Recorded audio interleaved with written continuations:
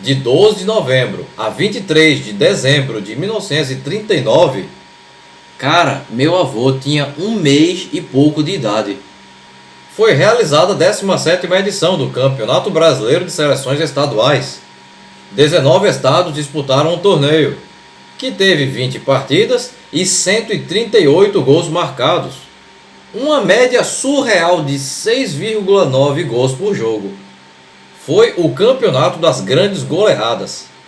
Se você ficou curioso, continua neste vídeo até o final. Se inscreve, deixa seu like, que eu vou te contar depois da vinheta.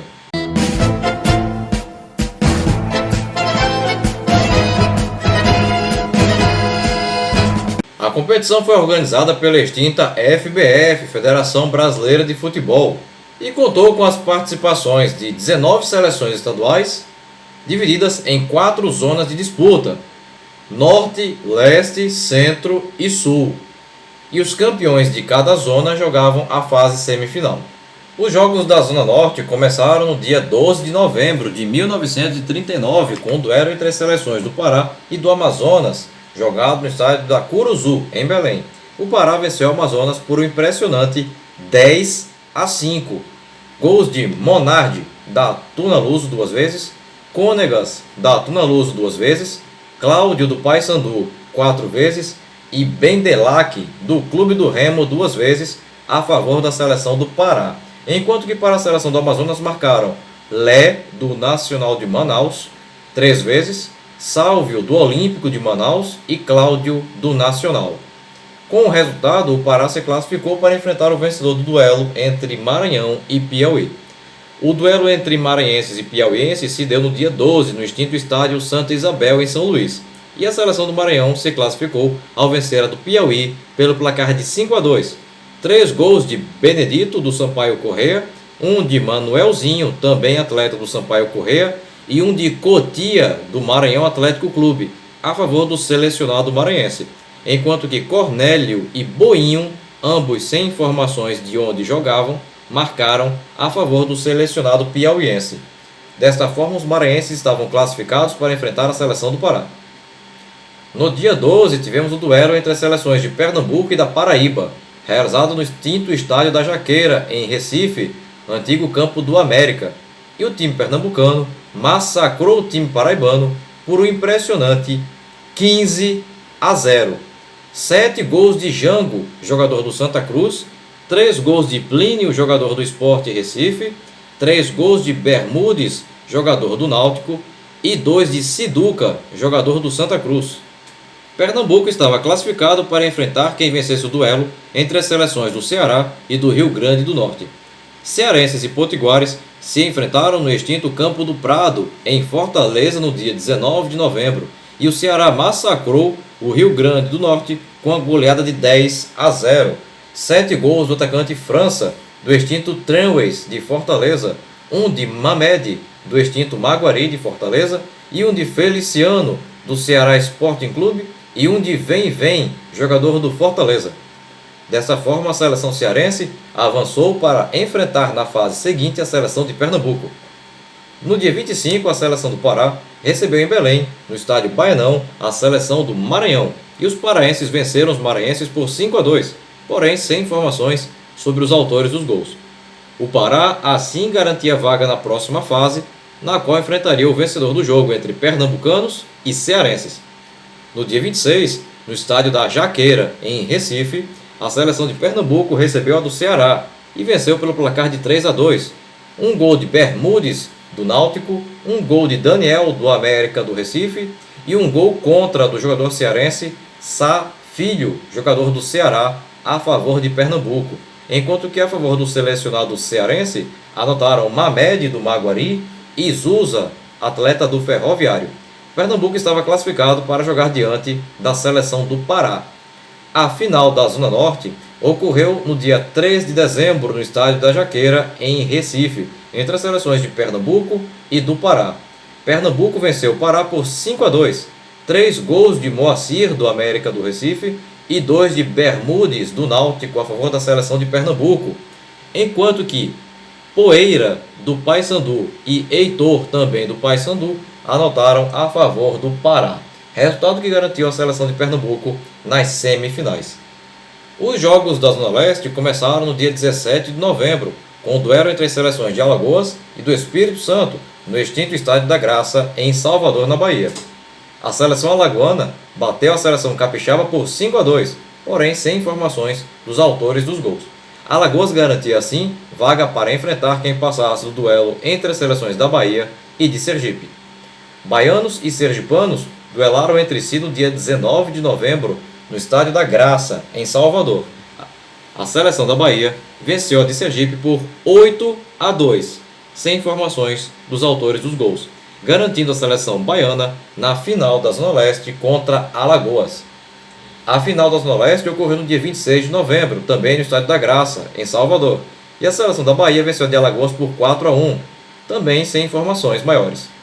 Desta forma, os baianos se garantiram nas semifinais do Campeonato Brasileiro de Seleções. Pela Zona Centro, no dia 26 de novembro, a seleção de Minas Gerais receberia no extinto estádio da Alameda, em Belo Horizonte, a seleção do estado do Rio de Janeiro, ou seleção fluminense. Os mineiros venceram por 2-0, gols de Nicola, do Atlético Mineiro, e Nijinho, do Palestra Itália de Belo Horizonte, atual Cruzeiro. Minas Gerais, assim, estava classificada para duelar diante da seleção da cidade do Rio de Janeiro, ou seleção carioca. O jogo entre a seleção do então Distrito Federal, como também era chamada a seleção carioca, uma vez que o Rio de Janeiro era a capital do Brasil, e a seleção mineira ocorreu no dia 6 de dezembro no estádio das Laranjeiras, estádio do Fluminense, e os cariocas venceram os mineiros por 5-2, 3 gols de Carreiro do São Cristóvão, um de Romeu do Fluminense, um de Pascoal do Botafogo, a favor da seleção carioca, enquanto que Nijinho, do Palestra Itália, atual Cruzeiro, marcou os 2 gols a favor da seleção de Minas Gerais. Este resultado garantiu a seleção carioca nas semifinais do torneio. Os jogos da Zona Sul começaram no dia 12 de novembro, com o duelo entre as seleções do Paraná e de Santa Catarina. Quem passasse deste confronto enfrentaria a seleção do Rio Grande do Sul e quem passasse duelaria diante da seleção paulista. O jogo entre paranaenses e catarinenses ocorreu no estádio Belfort Duarte, em Curitiba, e o Paraná venceu Santa Catarina por 3-1.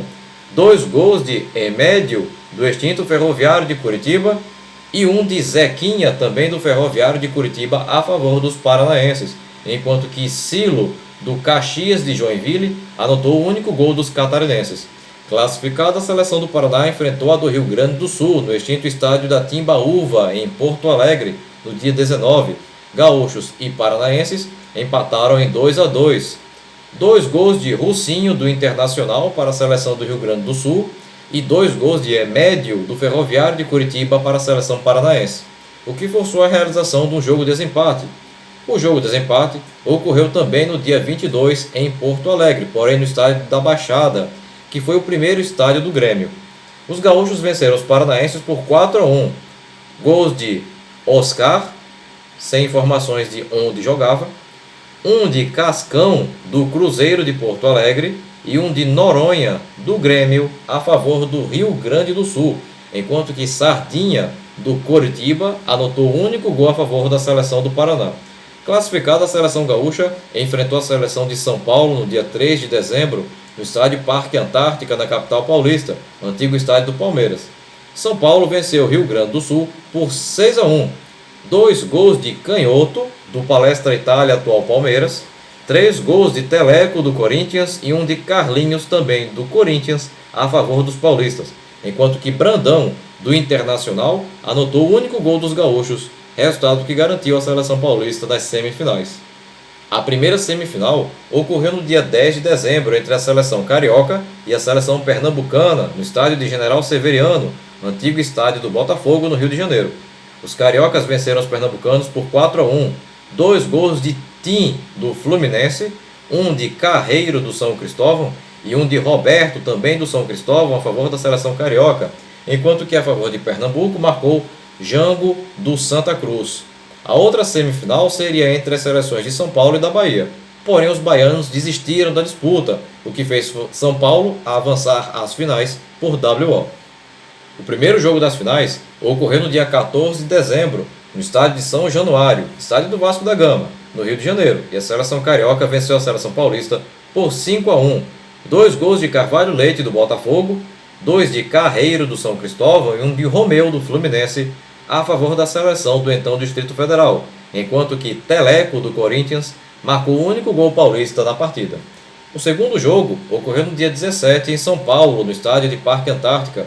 A seleção paulista venceu a seleção carioca por 3-2. Gols de Servílio do Corinthians e 2 de Teleco também do Corinthians a favor dos paulistas, enquanto que Romeu do Fluminense e Og do América do Rio fizeram os gols cariocas. O resultado forçou a realização de uma partida de desempate para sair o campeão.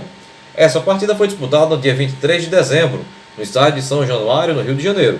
A seleção carioca ficou com o título ao vencer a seleção paulista por 4-1. 2 gols de Carreiro do São Cristóvão, 1 de Romeu do Fluminense e 1 de Carvalho Leite do Botafogo a favor dos cariocas, enquanto que Teleco do Corinthians marcou o único gol dos paulistas. Com isso, a seleção carioca se sagrava campeão do Campeonato Brasileiro de Seleções Estaduais de 1939. O time campeão jogou a final com Nascimento do Fluminense no gol, Norival do Madureira e Florindo do Vasco da Gama na defesa, Zezé Procópio do Botafogo, Og do América do Rio e Argemiro do Vasco da Gama no meio-campo, Roberto do São Cristóvão, Romeu do Fluminense, Carvalho Leite do Botafogo, Tim do Fluminense e Carreiro do São Cristóvão no ataque. Bem pessoal, a intenção do vídeo de hoje era falarmos tudo sobre a respeito do Campeonato Brasileiro de Seleções Estaduais de 1939. Se você chegou até aqui e ainda não é inscrito no canal, aproveita agora a oportunidade e clica aqui embaixo no botão inscreva-se. Não esquece de ativar o sininho. E se você gostou desse vídeo, deixa aquele super like motivacional agora no final, beleza? Bem pessoal, por hoje é só e até o próximo vídeo. Tchau!